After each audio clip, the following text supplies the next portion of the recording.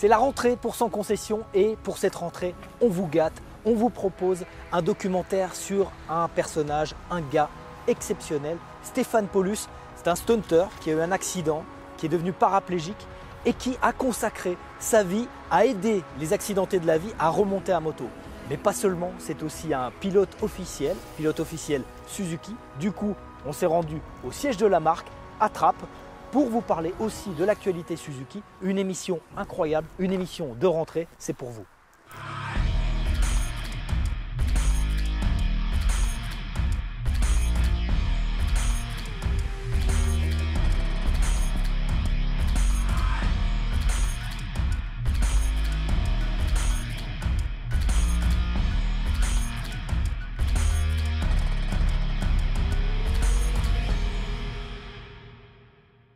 Julien, merci de nous accueillir dans le hall de Suzuki France, un hall très lumineux aujourd'hui, parce qu'on est où exactement? À Trappes, non? Nous sommes à Trappes, en région parisienne, tout à fait. Donc hall lumineux qui a été refait il y a quelques mois, donc on est très heureux, ça bouge chez Suzuki, pas mal de belles choses à venir. Ça bouge et tu bouges toi aussi, tu es revenu du Promosport à Lédon, tu étais juste avant aux essais pré-Bol d'Or, un Bol d'Or qui se profile pour la première fois sans Dominique Mélian. Voilà, du changement, on l'a annoncé il y a quelques jours maintenant. Donc Damien Saulnier a repris le CERT officiellement. Donc une nouvelle formation, alors surtout au niveau de l'équipe technique, il y a eu pas mal de mouvements, des jeunes qui sont arrivés désormais dans l'équipage. On se retrouve au Bol d'Or avec la moto qui n'a pas changé, les pilotes qui n'ont pas changé. On est tous remontés et je pense qu'on va faire une belle saison, en tout cas c'est parti pour. C'est pas un nouveau venu, Damien Saulnier? Non, il connaît bien, il a déjà largement pu juger la qualité de la moto, il a déjà une équipe en place, il connaît bien le sujet de l'endurance. On devrait normalement ne pas être trop perdu pour cette première. D'accord, et puis la dynamique Suzuki avec la victoire de Rins récemment à Silverstone, très belle victoire d'Alex Rins. Ça vous impacte jusqu'ici, jusque chez Suzuki France, la victoire en MotoGP complètement, le MotoGP et l'endurance aujourd'hui ce sont vraiment les deux disciplines qui sont suivies de près par l'usine. Donc on fait partie de ces disciplines qui sont vraiment importantes pour le groupe. Et quand il y a une victoire en MotoGP, on relaie et puis ça nous permet vraiment de justifier notre présence. On est très contents et très fiers de partager ça avec toutes les filiales et tous les clients. Le sport, on en reparle tout de suite dans les actus avec les top flops. On regarde ça tout de suite.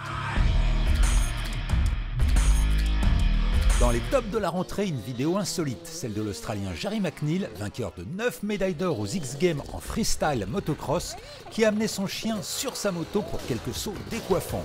Le chien a visiblement apprécié et n'a pas empêché Jerry d'effectuer quelques belles figures. Nous précisons comme il se doit qu'aucun animal n'a été maltraité dans cette vidéo, au contraire.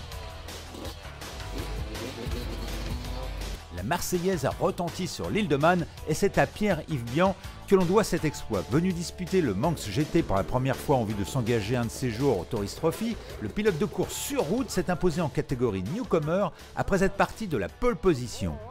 Si vous suivez un peu le motocross, vous n'avez pas pu éviter la polémique qui a suivi l'éviction de Tom Vial de la sélection pour le prochain motocross des Nations, qui aura lieu à Assen à la fin du mois. Tout ça pour un désaccord sur la taille du logo Red Bull que l'officiel KTM devait porter sur sa casquette. L'employeur du jeune pilote et la Fédération française de moto sont tous deux restés sur leur position et le jeune français a fini par être remplacé. Dommage pour ce jeune talent qui a remporté son premier Grand Prix en Suède cette année, mais aussi pour l'équipe de France, victorieuse du MX des Nations les 5 dernières années. Très triste, la nouvelle du décès de l'une des femmes les plus rapides du monde sur Terre, la pilote américaine Jessie Combs, qui s'est tuée en essayant de battre le record du monde de vitesse le 27 août dernier, au volant de sa voiture fusée dans le désert d'Alvord, dans l'Oregon. Elle essayait de battre son propre record qui était de 640 km/h lorsqu'elle a perdu le contrôle de son engin à réaction. Jessie Combs était aussi passionnée de moto et préparait elle-même des modèles pour des salons américains. Voilà pour les actus du monde de la moto. Pour les actus Suzuki, Julien, on est en plein dans les Suzuki Days. Oui, ça bouge pas mal chez Suzuki sur le plan commercial. C'est la rentrée, donc on vous propose des offres assez intéressantes pour les amateurs de gros cylindrés, pour les 1000 notamment. Sur la GSX-S 1000R, c'est 1 400 € d'aide à la reprise. ou d'accessoires. Si la personne n'a pas de moto à faire reprendre, on lui propose la même valeur en accessoires offerts. Et pour la GSX-R standard, c'est 1 000 € d'aide à la reprise ou d'accessoires offerts. Il y a d'autres offres dans les Suzuki D'autres Days? offres, alors il y a toute une liste. Le mieux, c'est d'aller en concession pour les découvrir. Mais par exemple, vous allez avoir une SV650X qui vous est proposée avec un kit Racer offert. Donc pour 1 € de plus, vous avez 1 000 € de pièces, un pot d'échappement, des supports de plaques, etc. Pour les nouveaux permis aussi. Pour les nouveaux permis, on travaille beaucoup aussi l'offre nouveau permis. Donc on va vous proposer par exemple un LOA avec entretien offert. Donc ça, c'est un nouveau concept qu'on a mis en place il y a quelques mois. On propose donc aux jeunes permis de rester 2 ans sur une moto qui sera bridée en A2. Ouais. Et au bout de 2 ans, ils peuvent directement passer sur un modèle full power. Et ça leur coûte, par exemple pour une SV650, c'est 99 € par mois. Ou pour une GSX-S 750 A2, on sera sur 149 € par mois. Donc c'est plutôt abordable et puis c'est une sérénité pour le client qui n'a pas à se soucier de l'entretien et qui peut partir déjà avec un plan pour plus tard quand il aura confirmé sa période probatoire. D'accord, donc il y a aussi des offres de financement. Donc là, oui, on arrive sur des motos, des nouveaux modèles. Le nouveau modèle chez Suzuki, c'est la Katana. Vous la sortez en version S avec quelques petits éléments supplémentaires, c'est ça? Effectivement, on est parti sur une version un peu sportive. Donc Akrapovic, notre partenaire échappement, a préparé pour la Katana un pot carbone spécifique qui équipera donc la version S. On a également un saut de vent sport et une selle biton, donc ça met quelques couleurs sur la moto. C'est très joli, c'est valable sur les 2 coloris, gris ou noir. Et donc pour 500 € de plus, on a l'équivalent de quasiment 1 000 € de matériel sur la machine. Donc c'est une bonne affaire, on vous invite à venir l'essayer. En ce moment, c'est les portes ouvertes dans le réseau, il y a énormément d'essais qui sont faits. Et justement, on l'a essayé, cette Katana S, on regarde l'essai tout de suite.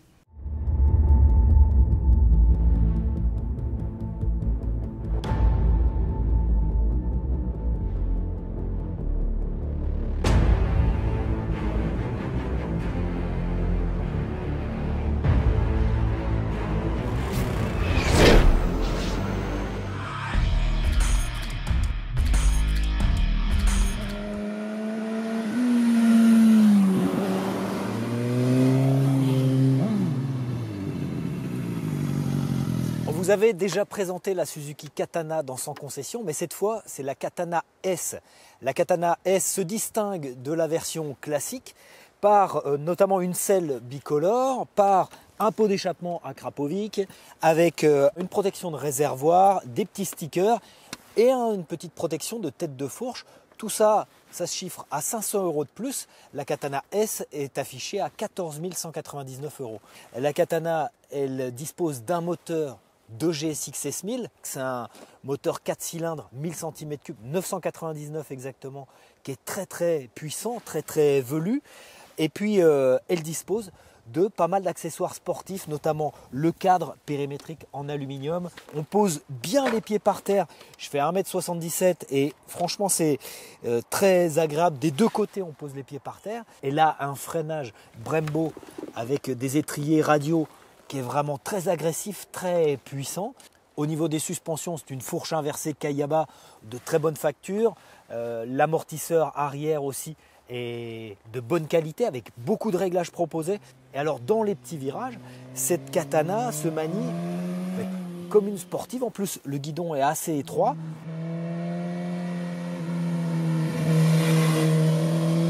La sonorité de l'échappement Akrapovic fait vraiment sport, donc on s'amuse vraiment. Le tableau de bord de cette Katana est vraiment ergonomique. On a différents modes de conduite. On a le mode 1 qui est un mode classique assez sportif. On a un mode 2 qui intervient un peu plus. Et puis on a un mode 3 dans des conditions de conduite délicates, par exemple en cas de pluie ou quand on n'est pas sûr de soi pour maîtriser l'arrivée de la puissance et du couple. Et il y a aussi un mode off, donc on peut déconnecter l'anti-patinage. La présentation est assez sympa avec ce dashboard un peu plat, tout comme le phare rectangulaire caractéristique de la Katana.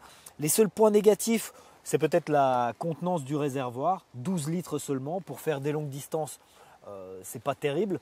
Les seuls petits défauts, c'est peut-être un levier d'embrayage un peu dur pour les évolutions en ville quand on doit changer souvent de rapport. En dehors de ça, cette katana, elle a vraiment tout pour plaire à la fois aux citadins, à la fois à ceux qui veulent s'amuser sur les petites routes, et puis elle a un look qui sort de l'ordinaire. Voilà pour l'essai de cette katana. On vous propose un jeu concours à Sans Concession, c'est-à-dire que vu que la moto est à l'essai dans toutes les concessions, on vous invite à aller l'essayer vous aussi.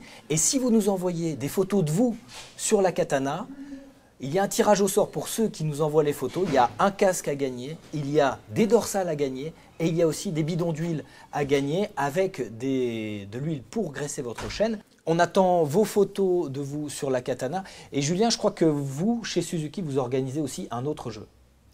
Effectivement, on parlait du MotoGP et de l'engouement que ça suscitait chez Suzuki. On est fiers de suivre nos pilotes. On a voulu partager ça, donc on a organisé un grand pronostic. Donc si vous voulez avoir la chance de gagner une moto en fin de saison, il suffit de parier sur les pilotes Suzuki, de savoir s'ils vont faire un podium, première, deuxième, troisième place ou pas. Oui. Et en fonction des meilleures réponses, on sélectionnera un gagnant qui en fin de saison remportera une moto. Il faut donner les classements des pilotes Suzuki. C'est ça. Vous avez, le jeu s'appelle Pronostic MotoGP. Pronostic MotoGP sur les sites et réseaux sociaux de Suzuki. La katana, Julien, fait partie des offres de financement de Suzuki? Alors aujourd'hui, nous avons une offre de financement de crédit classique qui est valable sur toute la gamme. Donc c'est le moment d'en profiter. C'est 1,9 sur 24 mois, 1,9% TAEG. Donc c'est une offre très compétitive. Donc pour ceux qui souhaitent vraiment partir sur un projet, on a des offres LOA, on a des crédits classiques. C'est le moment d'aller chez votre concessionnaire. C'est jusqu'à fin octobre. Donc voilà. Alors maintenant, on va marquer une petite pause puisqu'il y a une rubrique incontournable dans Sans Concession. C'est le Web Atelier. On regarde ça tout de suite. La rubrique Web Atelier vous est présentée par La Bécannerie, tout l'univers du deux roues. La Bécannerie, c'est du choix avec plus de 500 marques et plus de 200 000 références. Une livraison rapide grâce à notre logistique performante. Un service client composé de spécialistes de roues et un SAV réactif. La Bécannerie, toutes les pièces, équipements et accessoires pour votre deux roues. Bonjour David, bonjour Sans Concession. Aujourd'hui, on va vous parler pneumatique encore une fois. On va parler équilibrage, on va parler valve et vous faire voir un peu comment ça se passe. Sur les pneumatiques, vous avez une trace qui est représentée par un point sur certaines marques. Ça, c'est pour faire voir que le pneu, en fait, quand il était fabriqué, il a été équilibré et le poids le plus léger sur le pneumatique, il est à cet endroit-là. Si on a un poids qui est rajouté sur la jante, eh bien, la jante, qu'est-ce qu'elle va faire? Elle va forcément tourner pour que le poids le plus lourd aille vers le bas. Donc, on vous fait voir, si on retire le plomb de la roue, on va lâcher notre roue et on va se retrouver avec la roue qui, à un moment, va s'arrêter. Ce poids-là, qui va être en bas, on va le contrer avec des masses. Alors, on appelait ça dans le temps des plombs. Ça ne s'appelle plus du plomb, bon, pour des questions écologiques. On appelle ça des masses d'équilibrage. Donc, il en existe des noirs, il en existe de toutes les couleurs, suivant les couleurs de votre moto.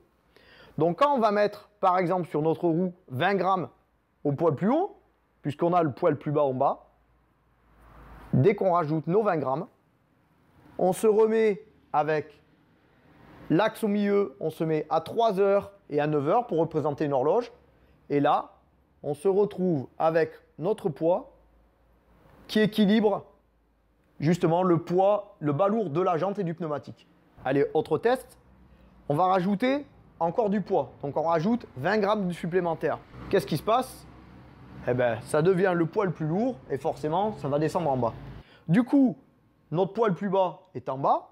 Donc on va forcément retirer l'excédent qu'on a mis, se remettre horizontal et on va regarder la roue où est-ce qu'elle part.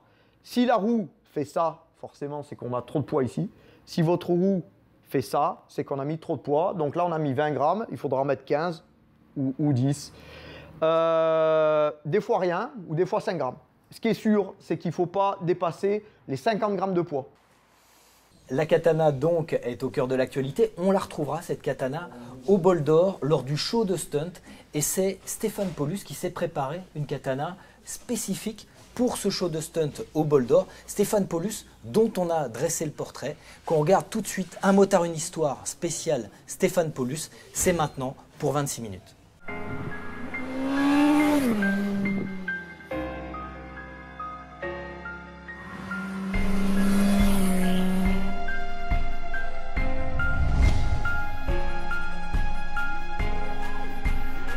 Au début des années 2000, il fait partie de la génération des nouveaux freeriders. Mais en septembre 2003, tout bascule. Un virage mal maîtrisé sur la route, c'est l'accident, la paralysie. Une nouvelle vie commence, mais la passion est trop forte. Et il réalise l'impossible. Il reprend le guidon et impose le premier championnat pour handicapés en France. Son nom, Stéphane Paulus.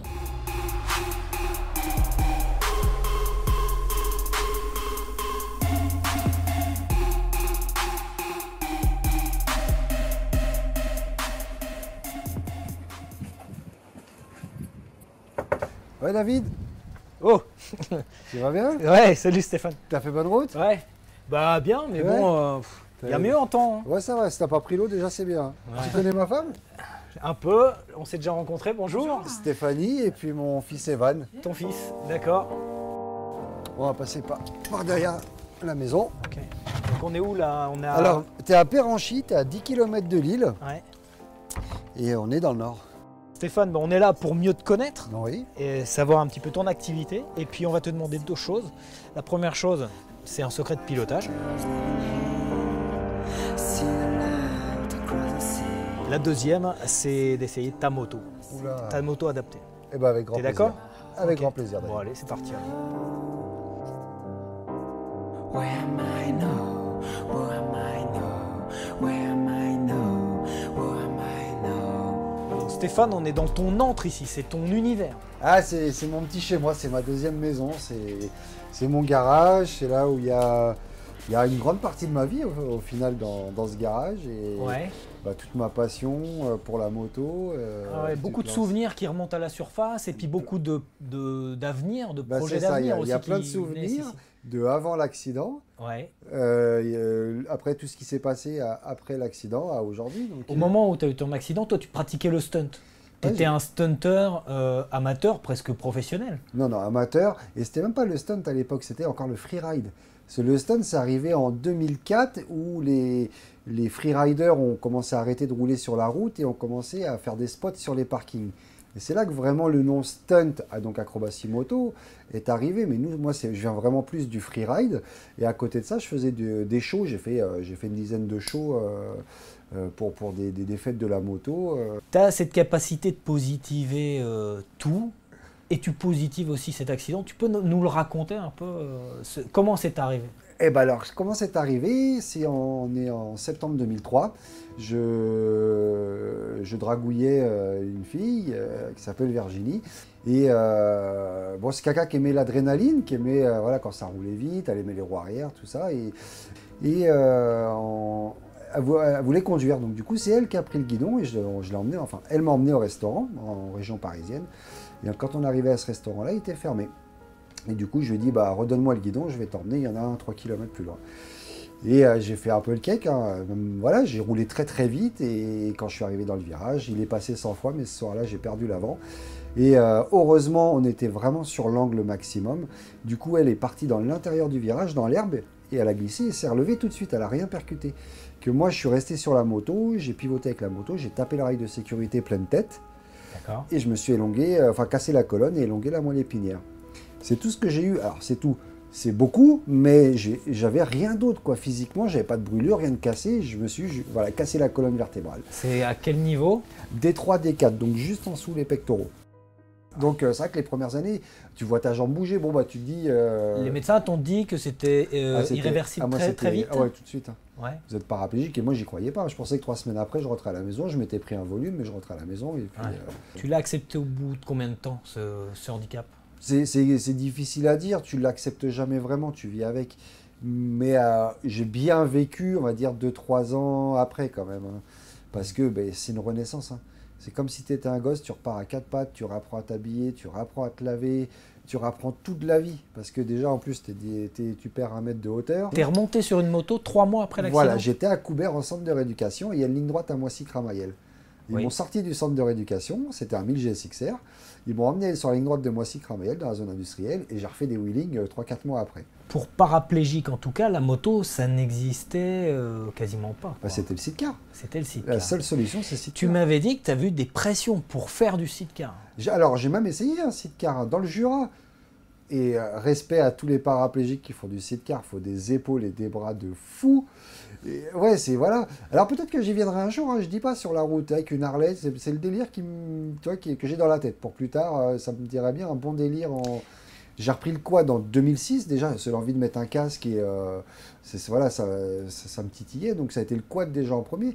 Mais quand même, ce qui était important, ça a été voilà, le déclic, la rencontre de ma femme, le travail. Les 14 années que je viens de vivre, ça fait 14 ans que je suis en fauteuil, mais c'est les 14 plus belles années de ma vie et je suis heureux. Je ne suis pas heureux d'être dans un fauteuil, mais je suis heureux de la vie que j'ai. J'ai une femme formidable, j'ai un boulot, j'ai un gamin et je vis de ma passion. Et je vis ma passion, mais à 10 000% des choses que je n'aurais jamais fait en étant debout. Ouais, parfait.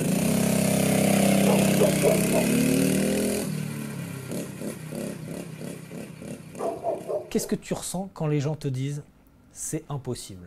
Parce que cette phrase, tu as dû la voir combien de fois ? Alors, il y a « c'est impossible », mais qu'est-ce qui est impossible ? C'est vous qui vous mettez des barrières. Moi, des barrières, j'en ai déjà une.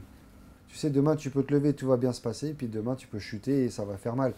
On n'est pas à l'abri, on a une destinée. Alors, on essaye quand même de se préserver. Je fais de la moto, ça fait 5 ans que je roule. Pendant 5 ans, je ne m'étais pas pris de bûche. Et dès que j'ai voulu vraiment forcer, c'est là que les bûches sont arrivées. Tu en as repris combien, là, depuis J'en ai pris 4-5. 4-5 en une année. En une année. En une année. Et cette année, j'en ai pris aucune.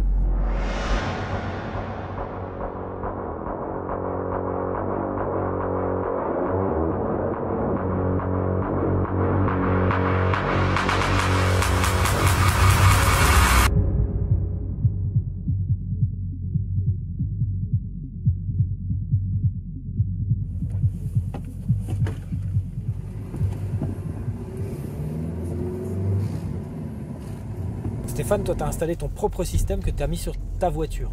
Voilà. Donc, comme je suis paraplégique, je n'ai pas l'usage des membres inférieurs, je ne peux pas accélérer ni freiner avec les jambes. Alors, ce qui se passe, c'est que sur les véhicules, on peut faire adapter des systèmes, mais c'est propre au véhicule. D'accord. Donc, du coup, avec mon père, on a fait des plans. Et ça n'existait pas. Enfin, c'était Non. pas Voilà, il y très avait un adapté. système papillon avec 2 cannes qui vont sur les pédales, mais qui n'est pas homologué surtout. Donc, il t'arrive quoi que ce soit avec ça, tu n'es pas couvert par l'assurance, quoi. D'accord. Donc du coup, avec mon père, on a dessiné ce système, ce propre système, donc d'accélérateur-frein, accélérateur au pouce et le frein avec le gros pommeau. Moi, voilà, comme j'ai dit, dans l'handicap, il y a 2 façons de voir le handicap. C'est soit d'adapter sa vie à l'handicap, ou soit d'adapter l'handicap à sa vie.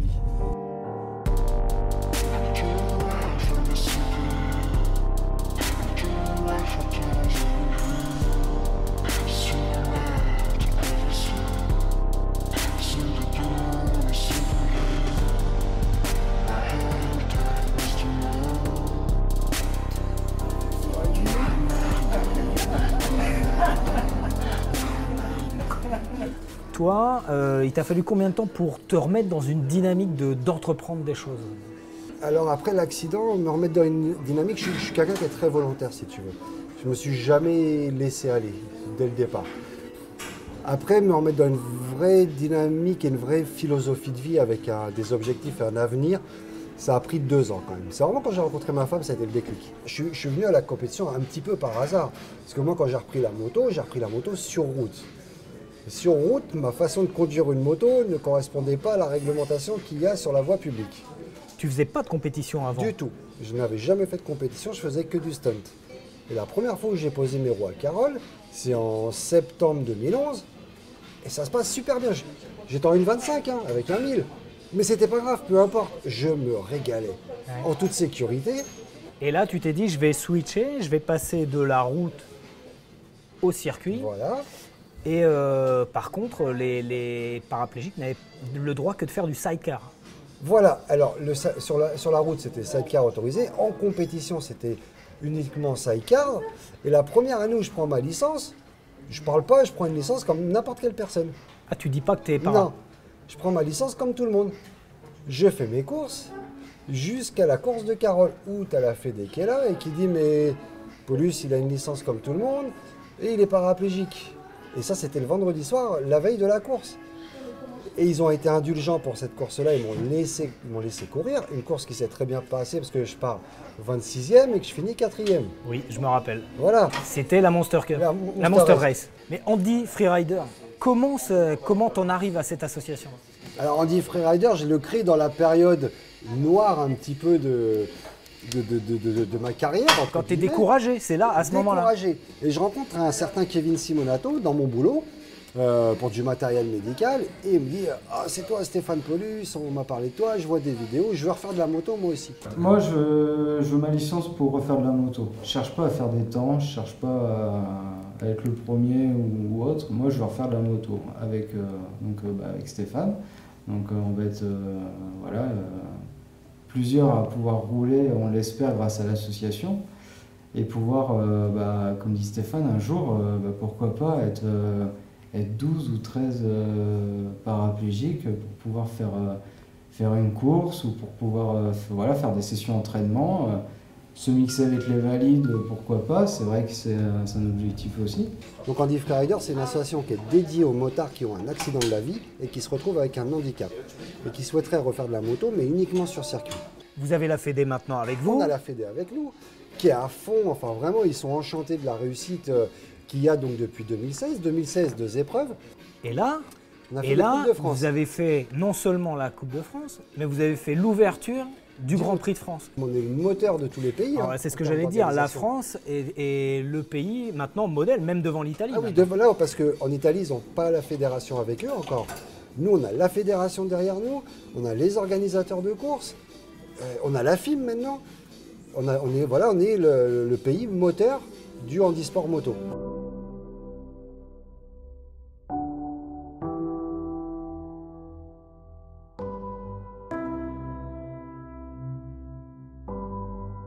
Stéphanie, tu as connu Stéphane avant son accident ou après? Après son accident. Ouais. Donc 2 ans après son accident. Ouais. Donc je l'ai connu en 2005. Ouais, son accident, c'était en 2003. La moto, ça a été pour Stéphane des hauts, des bas, et puis des hauts, et puis des bas. Il n'arrête pas en fait. Tout à fait. Je dirais beaucoup plus de hauts malgré qu'on peut le voir en fauteuil. Ouais. Mais des hauts parce qu'à chaque fois, il va au bout de ce qu'il réalise, quoi. On a eu des gros soucis en termes de l'association, des personnes qui ont essayé de nous mettre des bâtons dans les roues. Ouais. Donc c'est vrai que Stéphane a voulu baisser les bras à ce moment-là, puisque malgré tout ce qui se passe dans l'handicap, tout ça, il y a des gens qui ont quand même essayé de vouloir mettre un terme à cette association. Oui, 2015 à peu près, c'est ça? Je dirais 2016, fin 2016.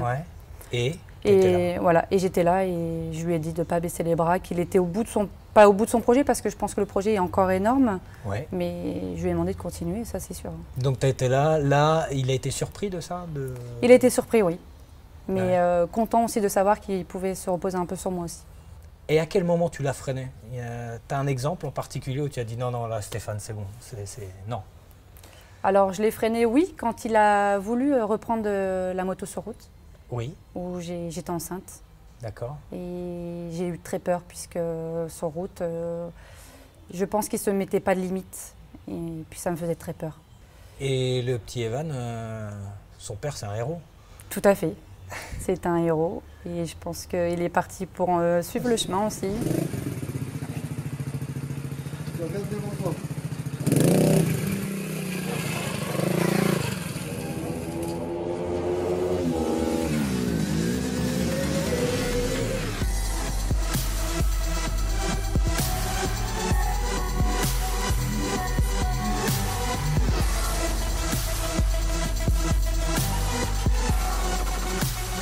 Bon David, maintenant qu'on est au pôle mécanique d'Alès, ouais.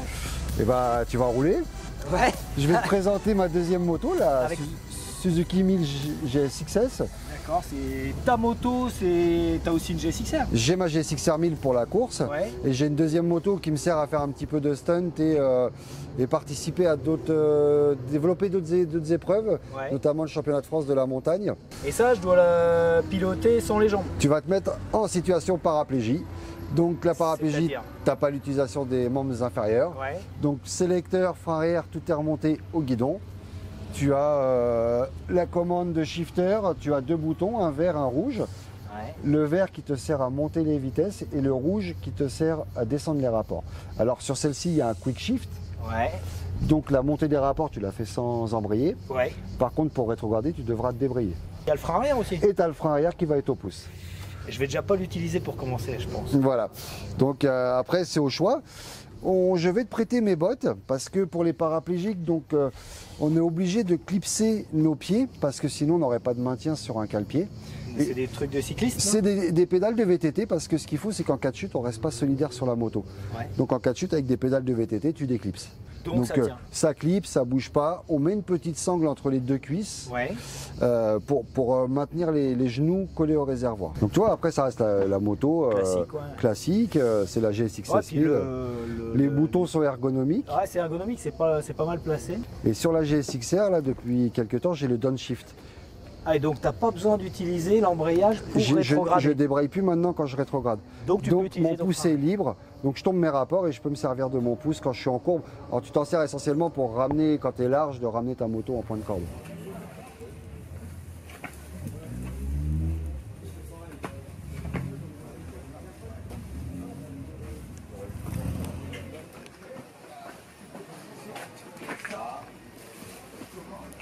Philippe, t'accompagnes Stéphane depuis ses débuts en course et en compétition. Ses débuts en 2012. C'est à l'époque où j'ai rencontré Stéphane pour la première fois et il m'a raconté son histoire, son accident. Ça s'est passé où? Tu l'as rencontré où? Je l'ai rencontré sur mon lieu de travail. Il venait voir son beau-père qui est un de mes amis et collègues de travail. Et on était parti pour discuter 5 minutes et j'ai écouté l'histoire de Stéphane et en fin de compte on a discuté pendant 1h30 et j'étais ému, j'étais emballé par son histoire de vouloir reprendre la moto malgré son handicap et à la fin de la discussion je lui ai dit Stéphane, quand tu vas sur un circuit, si tu as besoin d'un coup de main, n'hésite pas, tu m'appelles. Et ensuite, ça s'est développé parce que via les réseaux sociaux, il a motivé plein de jeunes pilotes paraplégiques. Ce qui est le plus émouvant, c'est la première fois qu'ils remontent sur une machine. Je me rappelle, l'association possède une 750 GSR pour permettre à ces pilotes de faire leur initiation, leur retour sur une moto. C'est une moto qui est équipée paraplégie, comme les motos de Stéphane. Ouais. Et pour moi, le moment le plus émouvant, c'est quand ces jeunes handicapés remontent pour la première fois sur la machine. On va attendre que Jérôme arrive. Essaye de bien faire attention à ne pas caler, quitte à faire légèrement cirer, parce que si tu cales, tu as vu, je pourrais pas te retenir. Hein, si tu pars d'un mètre, je pourrais plus te retenir. Donc tu fais un départ normal, surtout avec la GSR, ça le fait super bien. Puis voilà, puis après c'est que du bonheur. Hein.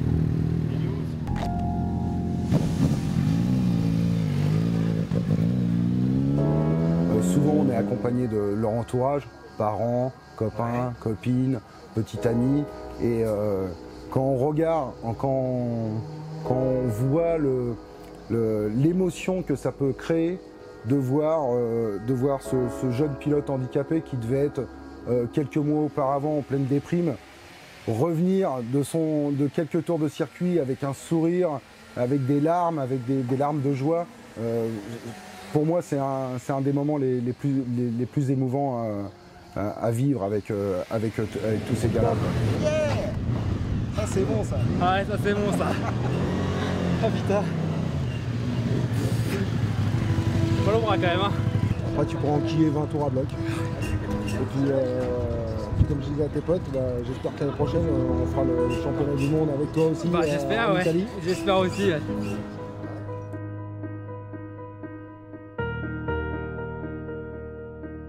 C'est vrai qu'avec Stéphane, il me fait vivre des grosses émotions.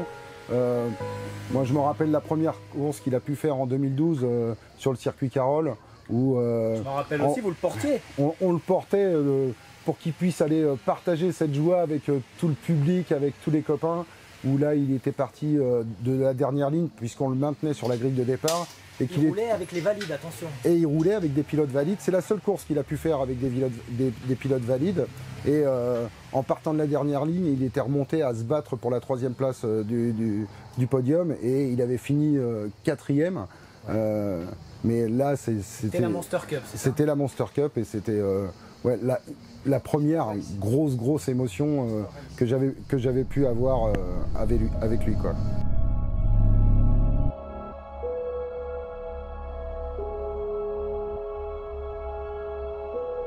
on va te faire comme si tu étais paraplégique. Tu montes sur la moto, sur la béquille centrale, et une fois que c'est parti, on va te tenir la moto, on va t'assister comme on assiste un paraplégique. Tu vas vraiment avoir le même départ que nous.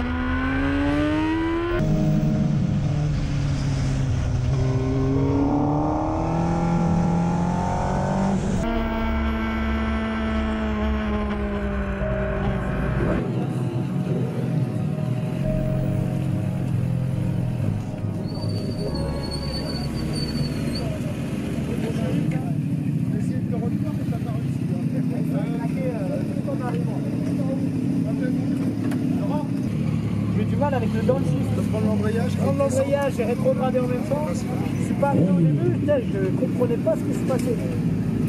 J'ai du mal avec le downshift. Et moi la moto en route, j'ai du mal à rentrer des rapports. Non, non, Steph, ce que je disais, c'est les rapports, pour descendre les rapports. J'ai du mal à gérer l'embrayage et le débrayer et appuyer. Ouais.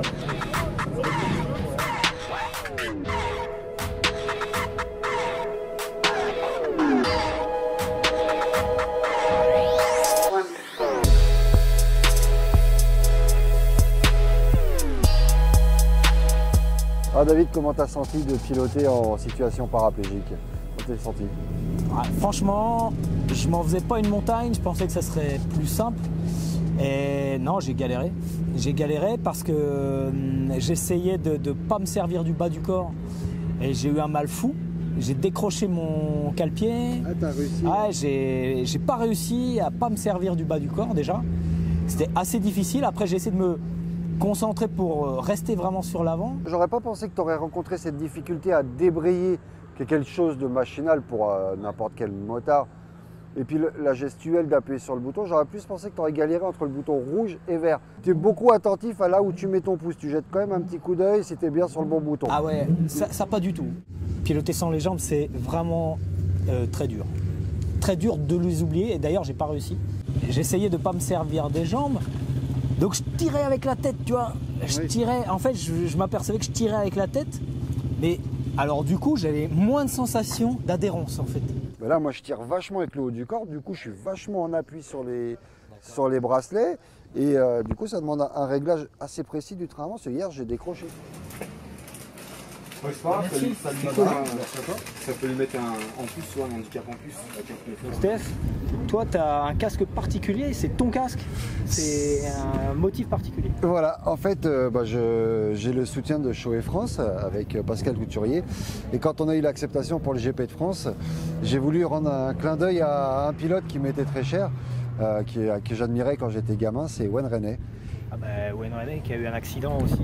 Voilà, qui a quitté le monde des Grands Prix en devenant paraplégique. Et nous, on est revenus sur le monde des Grands Prix malgré la paraplégie. Un casque collecteur, le dernier X-Spirit 3 de chez Shoei, et qui est aux vraies couleurs. Et si on peut apercevoir, ils ont représenté le logo Shoei de l'époque. Parce que si tu regardes le Shoei maintenant, l'écriture n'est plus comme ça. C'est vraiment l'écriture Shoei des années 90. Bon, Stéphane, on demande à tous les pilotes un secret de pilotage. C'est le principe de l'émission. Le tien, c'est quoi? Ton truc, c'est quoi? Moi, mon secret de pilotage, je me nourris beaucoup, j'analyse beaucoup tous les grands pilotes. Et quand je monte sur ma moto, j'essaye de mettre en œuvre tout ce que je vois, tout ce que j'entends, tout ce que j'écoute, et de me rapprocher au maximum des performances, sur la moto, d'être le mieux placé et de prendre le plus de plaisir au guidon, et puis surtout de voir les chronos évoluer. Un exemple de pilote qui t'inspire au niveau technique, pilotage? Alors moi, je suis de la génération où j'ai beaucoup suivi Chambon, beaucoup Maillas maintenant, pour les pilotes français. On a Zarco en MotoGP qui est passé en Moto2. Enfin, tu vois, tous ces grands pilotes, pour moi, je pense que ça me donne beaucoup quand je regarde les courses et de tout regarder en technique. Ouais. Et quand je suis sur ma moto, je peux pas mettre en œuvre ce qu'ils font, mais j'essaye d'y m'en rapprocher, tu vois, d'essayer de prendre un style, leur style de pilotage, tout ça y fait. Ton point fort, c'est quoi? C'est plus les entrées, les sorties? Le freinage? Freinage, ouais. Freinage et l'accélération. Ouais. Freinage, tu freines plus fort que tes adversaires? Bah, pour le moment, ouais, pour le moment. On va essayer de les contenir.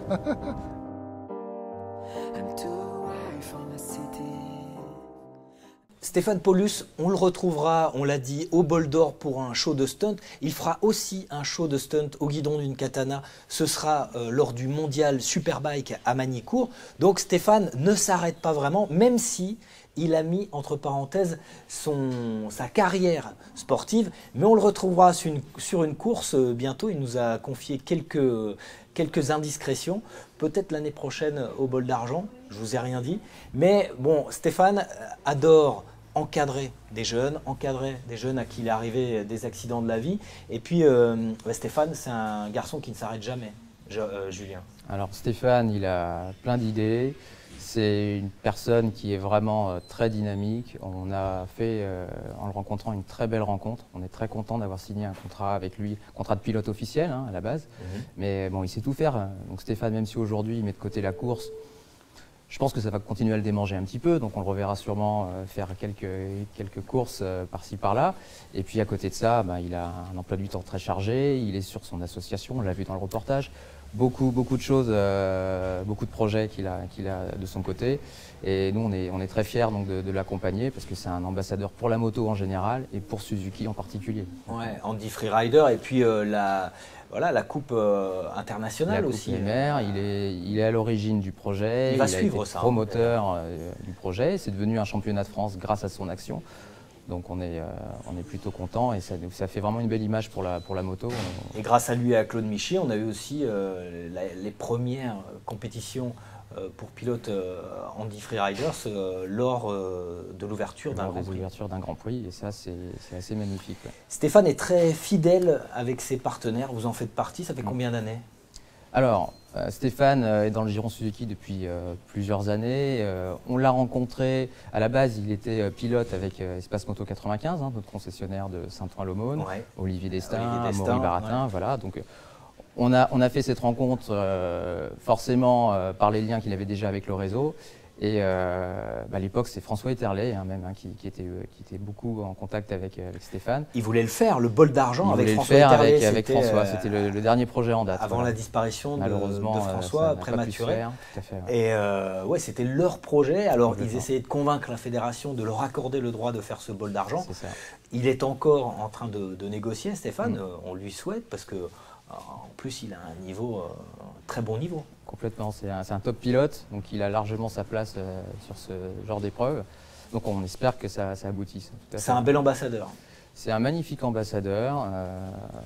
On peut encore en parler, je pense, des heures, mais moi je suis toujours passionné par les idées qui peuvent sortir de Stéphane. On a bien évolué ensemble, on se connaît bien, c'est devenu un copain. Donc le fait est, on espère qu'on va longtemps continuer à travailler avec lui sur les Suzuki, promouvoir la marque. Stéphane nous a accompagnés aussi sur des événements Suzuki. Il est parrain de l'association Rêve de Gosse. Il a été aider aussi les enfants qui sont malades ou qui sont en situation de handicap aussi à passer un cap, redonner de la motivation et par l'exemplarité, ce qu'il peut montrer aux autres, ça permet d'aider beaucoup de gens. Ça n'a pas de prix. Ouais, Stéphane, c'est un bel ambassadeur. Nous, c'est devenu un pote aussi à nous, à Sans Concession. On a adoré faire ce reportage avec lui. Merci en tout cas, Julien, de nous avoir accueillis ici chez Suzuki.